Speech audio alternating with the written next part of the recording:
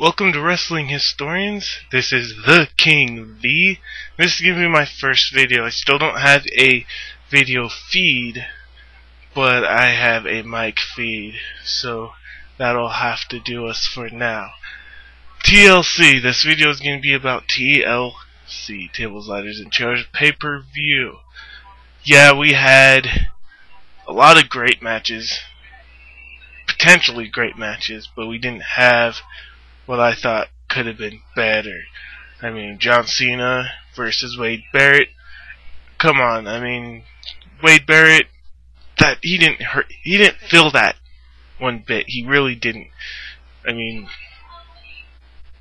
all I can say is if it was The Rock versus Wade Barrett would have had way worse of a beating. Then we have the WWE Championship match, which I knew The Miz was going to retain. I mean, he has to. The Miz will lose it at the Royal Rumble. I don't see The Miz main event in WrestleMania. If he does main event WrestleMania, it'll end up being a fatal 4-way for the WWE title. Then we have Edge versus Kane versus Del Rio versus Mysterio. I didn't like the way that they made it to a fatal 4-way, but you know, it happens. They have to make changes sometimes. Edge wins. Kane comes out on SmackDown and says, "Hey, we played by your rules the last month. This month we're playing by my rules." So that's one thing to think about. I'm already predicting that Kane, to get his full revenge, is going to kidnap Christian, making the storyline a little bit more even going into the Royal Rumble. But at the same time, I don't want that storyline to go that way because I'm still sticking to my solid pick. Christian will win the Royal Rumble. It's been a dream of mine. I've been an Edge and Christian fan since I was forever, since I was a little kid. So seeing those two main event WrestleMania would be awesome. Also, if you look at how the storyline's going right now, it's starting to get a little bit boring. They need to bring in something big. I mean, everyone saw Paul Bearer actually getting hurt.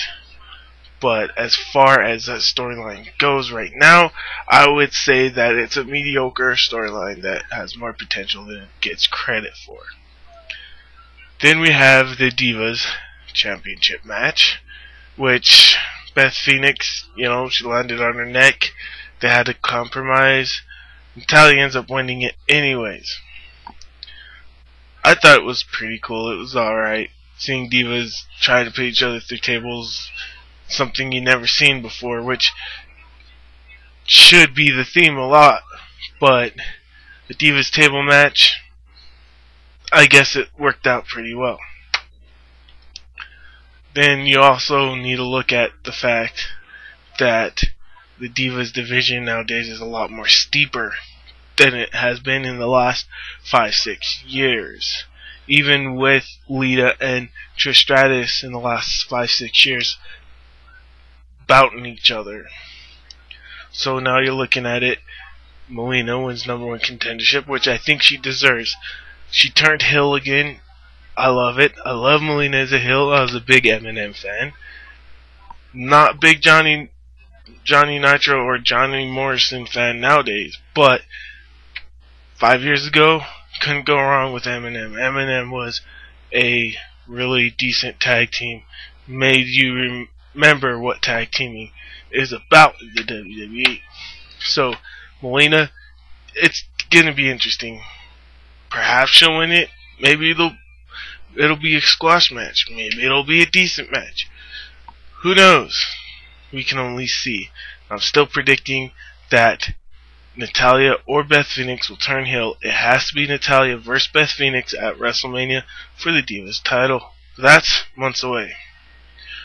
Also, you look at the next match, which would be the Intercontinental title match between Dolph Ziggler And you know, who cares who we win against? You know, Dolph Ziggler right now is really, really getting better. I mean, to win a ladder match and defend his title properly, then to face John Cena 2 times in a row, which I thought was really decent matches. I mean, once on Raw, once on SmackDown, really decent matches. In fact, I see Dolph Ziggler within the next year getting up to that same level to where he's ready for championships. Meanwhile, I'm looking at Drew McIntyre. He comes out this week and he pounds the living shit out of Caval. I'm sorry, I said it when Drew McIntyre first debuted in the WWE. This guy is the future of the WWE. He's just not there character-wise yet. You know, now they have him coming out with the old school screen effect as his music hits before he comes out. I like him. He reminds me of a rookie Triple H. He will be on the top one day in the WWE. Getting back to Dolph Ziggler though. Dolph Ziggler, he needs to drop Vicky Guerrero. This storyline between him and Vicky Guerrero, it's getting really, really stupid. I mean, you know, she comes out, she bitches, she moans, she groans. The crowd had her number on Raw. And, you know, John Cena had a great time making fun of her. The fat jokes though need to stop, I'm sorry. But fat jokes are never nice. Although she thought they were funny a little bit too, at the same time you got real, actual fat people out there, you know, hearing the jokes, and it's just, I don't see why the fat jokes apply, especially when it's a PG rated show and they're doing fat jokes, little kids are watching, they're gonna go to school and do fat jokes. But that's my opinion on it. It was a good promo. Well, it was a decent promo on Raw. So, you know, I guess you get what you get out of it. So this week's WWE is really, really factual. I mean, they're giving you small hints. They're also taking stuff and putting it on the side, putting it on the back burner. You also can tell that, you know, you need to turn into Raw or SmackDown right now. As of right now, Raw and SmackDown are trying to reach a new level. SmackDown #1. That's right, SmackDown is #1 rated show on Sci-Fi. Yeah, Sci-Fi, big deal. It's not like it's CBS or NBC. But Sci-Fi is owned by NBC. For a show to be on an NBC-owned station and beat out all the other shows, even if it's not NBC's prominent station, it's still an accomplishment within itself. So SmackDown's doing very well right now. Maybe they'll move permanently to Tuesday night. Don't. So those are my thoughts on this week in WWE. Thank you for watching this video, or at least listening.